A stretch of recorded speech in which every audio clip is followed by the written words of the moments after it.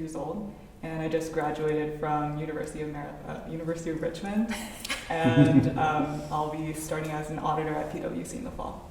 Hi, my name is Matilda Sains. I'm 24 years old. I just graduated from the University of Maryland, and I'll be attending graduate school this fall. I'm Keegan. I'm 25 years old, and I'm a graduate student at University of Maryland. My name is Mary Brogy. I'm 61 years old. I have a husband and 5 children. I am a teacher. Hi, I'm Mary Yu. I'm a missionary, and I have 2 kids, and I'm working here as a scientist. Hi, my name is David. I am 59 years old, and I am a computer programmer at the University of Maryland. Can I get the younger generation on the left and the older generation on the right? I'm going to read a prompt. If you agree, please walk to the middle and have a seat. If you disagree, you can stay where you are right now. Prompt number 1, I am walking with God.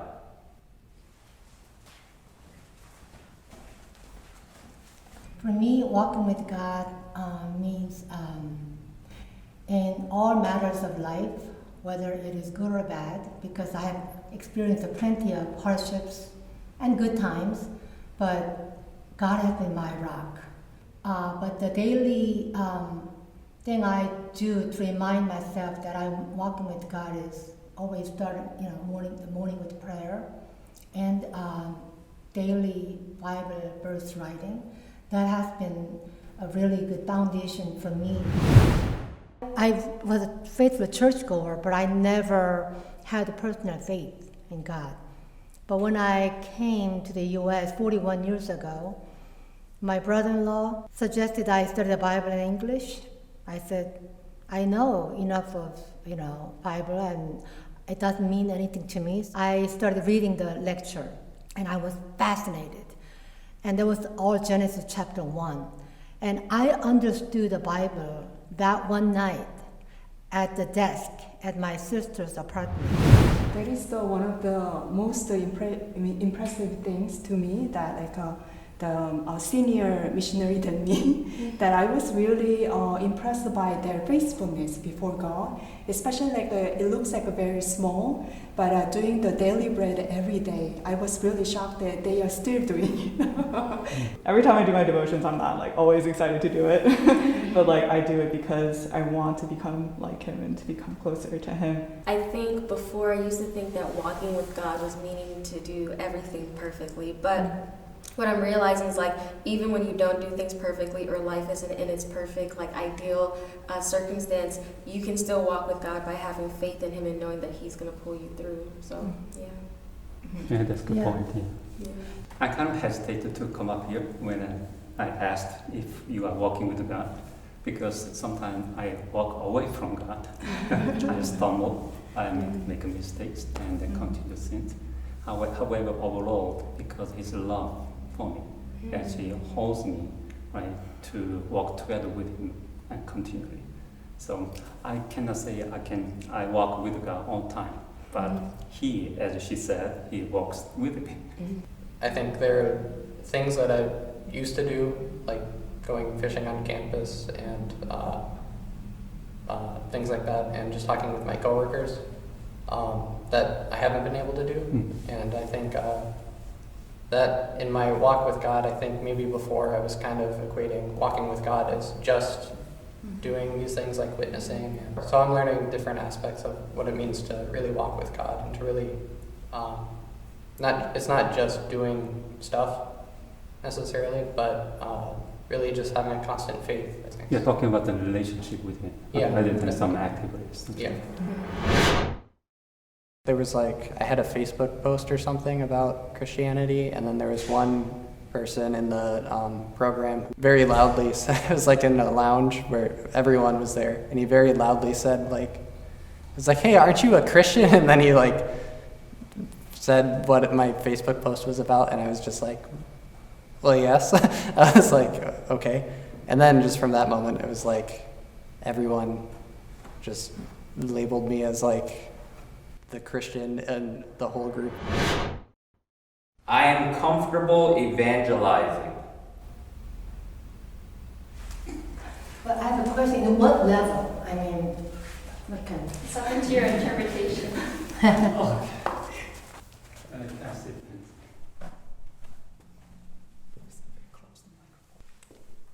And so I study math, and a lot of them are, I think I'm the only Christian there, so a lot of them are really intellectual people who really want to argue sometimes.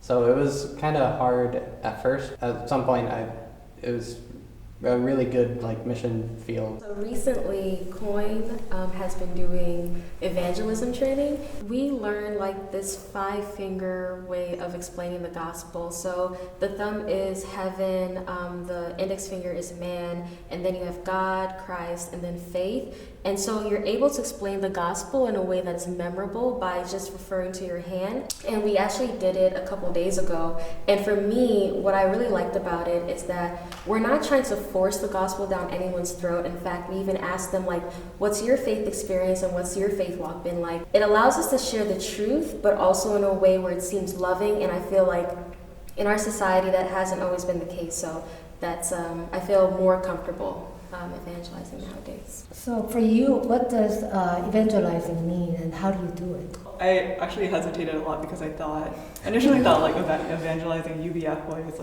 going out, fishing for students. But I think in college it changed a lot because I was a small group leader. I realized evangelism, like you said, is just simply living your life, glorifying God, and also just invitation, hey, do you want to come to small group? Do you want to come to these? Although I've been really doing it for a long time, it's very challenging. Sometimes I was thinking that maybe some people who are really gifted, those people may go out and they'll bring people, maybe that's their job, and I have another role and job. But I also realized that in Romans, it says that if no one go out and they share the gospel, who's gonna hear and come? And that is really convicting me. Eventually, we have to go out. The age gap and the cultural difference and accent in English, so how many barriers make me really fearful. But if I am really filled with the Holy Spirit, I can go and have a compassion on them and also love them. I've been in UBEC for about 40 years, actually already over 40 years now.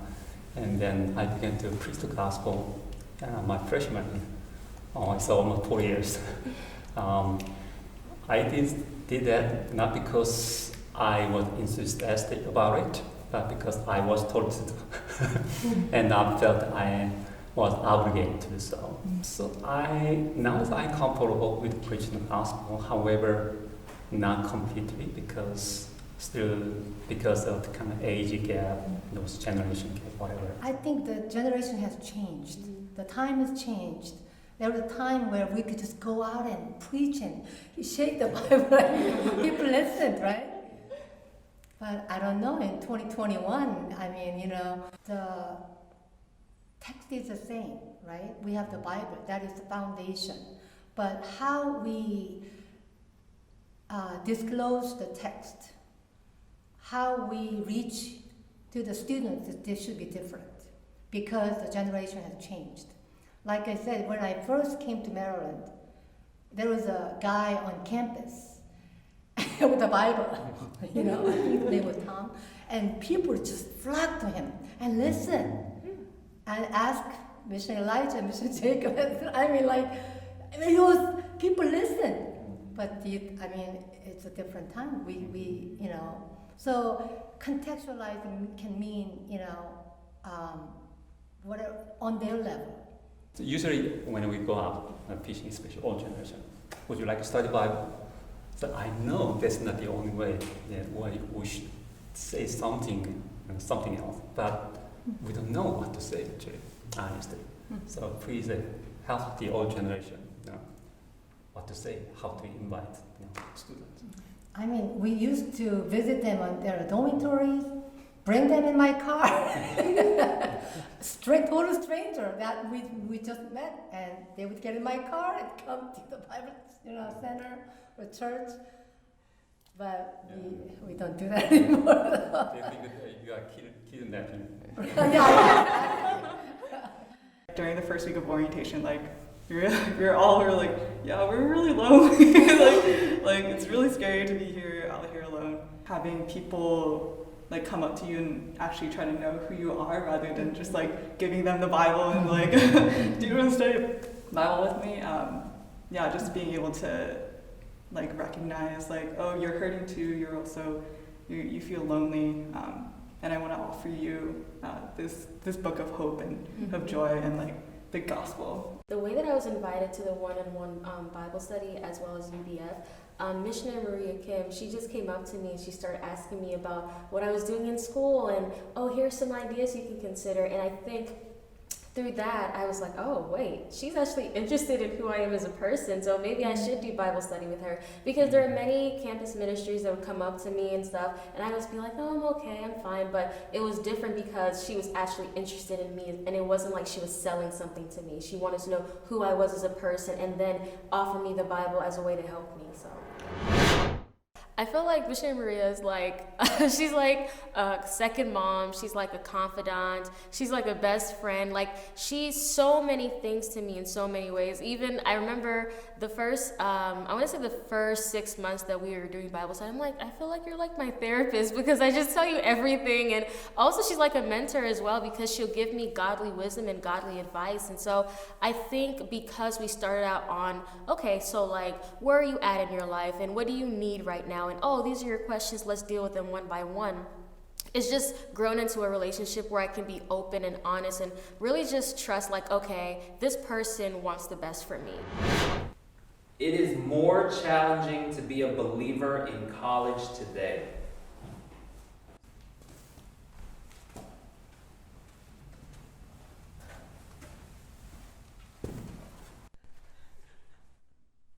Do you think it's hard, the church, your current college students, to come to church?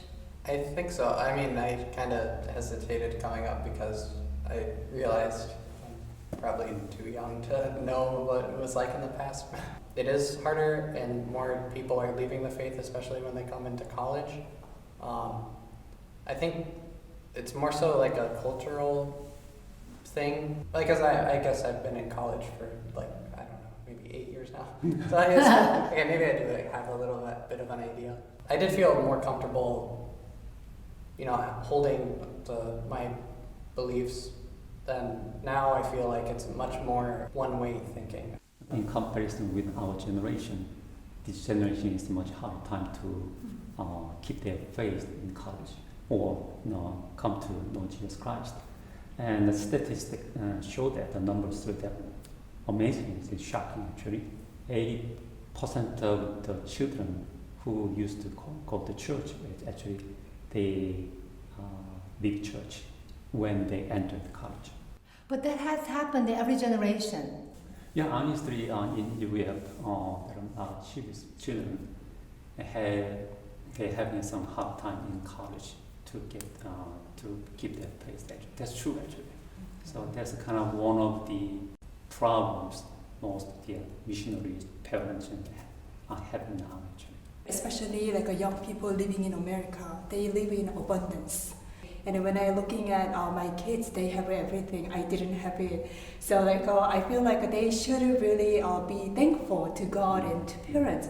But actually sometimes having more actually make you lack more in something. And I found out that is they are really lacking in desire, in spiritual actually relationship with God. I always thought that this generation having more challenges than us, because there's many invisible way they are in challenges to really come to God and keep their faith and grow. Back then in Korea, there was not much entertainment other than drinking. There was not much hope and also protest socialism. Like my wife is she lost the whole year actually because of political turmoil. On the other hand, that helped us to come to college, come to Bible study. Through the Bible study, I come to realize that what is more valuable in my life. Of course, really making my mom and my parents happy, that is really important. But what is more important, especially my mom, really sacrificed a lot to raise kids and really sending them to college. Spent whole my college life in church. So my mom was really unhappy about it.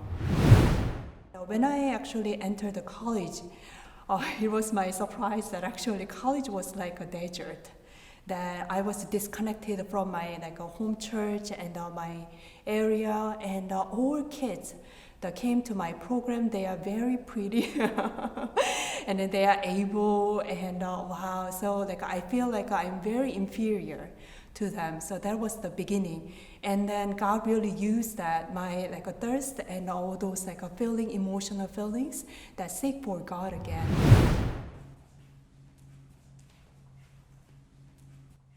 I know for me in my personal journey, it was really Google and YouTube that allowed me to really establish my faith, because I was able to ask the questions and find out the information that I couldn't readily find through people that I knew. With technology and the news and social media, I feel like we're more in tune with the bad things of the world. I know for sure something is wrong because I see all this evil in the world, but I don't know what it is.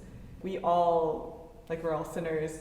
We want to be satisfied by something, and each generation just has different ways to satisfy those things. I think as a sec-gen, I did feel like I was kind of expected just to follow what the missionaries wanted, because, and especially with my parents as well, they sacrificed so much for me, and I don't want to do anything that would go against what they worked so hard to build here, and for me as well. And so there is that kind of expectation and an obligation to follow what they say. The other generation understands me. If you agree, you can come on up. If you disagree, you can just stay there. Okay. So you guys can just talk to each other. Or you tell us. Maybe partially, not completely, because I don't know exactly what they're thinking, but I think when we listen to them, not with ears, but with heart, they show that they understand us. So when I have a time with meeting with our dear Bible student, I make a lot of mistakes, and sometimes my daughter say, "Dad, why you did that?" Something like that. So sometimes I'm embarrassed, and I feel this very sorry, but they say, "Oh no, you don't have to be." Something like that. You have So, nice kids. I mean, not kids, only our Bible student. When I have a meeting, Right. this generation, they understand me, not only my kids. There's some kind of some gaps there, but I cannot say which one is right, which is wrong. Always there is something you have to learn from other generation. And when we have a study group Bible study, I actually let them lead them. Actually, I don't lead the group Bible study. So let them lead them, so that way I can learn what is missing with me, and then that helps a lot. And so I still learning,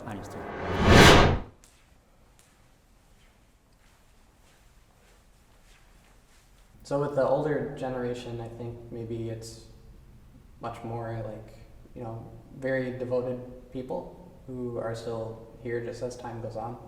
But with the younger generation, I think there's a mix sometimes of people who really want to follow Christ and people who are here for their own reasons or are still figuring things out.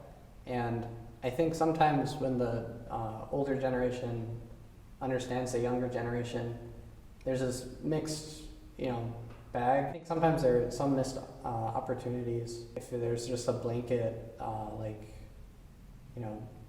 attitude or rule or something on everyone. I think what the older generation can do is possibly guide us, but in a way that is not so hands-on, but giving us the information so that we can make an informed decision, and we know that we're making this decision not because we're being told to make the decision or it's the right thing to do or it's the traditional way to go, so we should go that way, but it's like this makes sense. It's just sometimes it getting down to us, it's kind of difficult. It's That's lost very in important. I translation. think we should do more of meeting you where you are, right? Yeah. Not expecting you to be 60 years old. Many times I think older generations tend to say, no, that's not the way we do it, or, that's not going to work, or that's too liberal, or whatever, a little more open-minded. For me, like in Shippensburg, there's not a lot of missionaries or like families there, and like I don't even have like all my families in Korea, so I don't have like grandparents or just like older people to interact with, so it's more awkward for me. Like I don't have as much opportunity to interact with the older generation, which was something that I really envied about like Washington UVF, because there's so many missionaries and so many other families that you can interact with. I have different experience because I moved quite a bit at the beginning. So at the beginning, I belonged to a very small church that I feel like I was very close to the younger generation, because when ministry is small, that there are more interaction with the missionaries and their kids and the Bible student. And when I came to the bigger ministry, I feel like, wow, it's nice to have so many people. But then I realized that because of the size, that it has a structure. The older generation, I always respect them, and also they have a lot of the stories to tell us. And the younger generation, I have something to share with them. But I feel like sometimes I'm not really wanted by them. They are not interested in me. I sort of developed the fear to approach them. Every organization has a hierarchy, and that's very essential. But sometimes that really limits people's access to each other. I'm not saying we should break down the hierarchy. I think that has to be there for structure. That's very essential. But something that connects between generations. It could be bringing people together for like book discussion, or it doesn't have to be the Bible study. It can be learning something cooking. It can be crocheting, crocheting. It can be anything, but something that connects them, and we can talk more. From today's conversation, actually, I have one word like I actually learned from others. The key word is love. That you mentioned that actually when your Bible teacher approached you, you can sense the really like caring for you. When we have that genuine love, authentic relationship with God, I think that's gonna, bind us together. All right, that's a wrap. Hey, great job. That's so glad to know you better. From today, I'm like, wow, I think the older generation is truly trying to reach out and understand us, and maybe we're the ones who are closed-minded. Sometimes it's not really necessary to close the gap too much, but we have more commonality. God is already the same. Yesterday, today, He is always the same. Tomorrow, He is the same.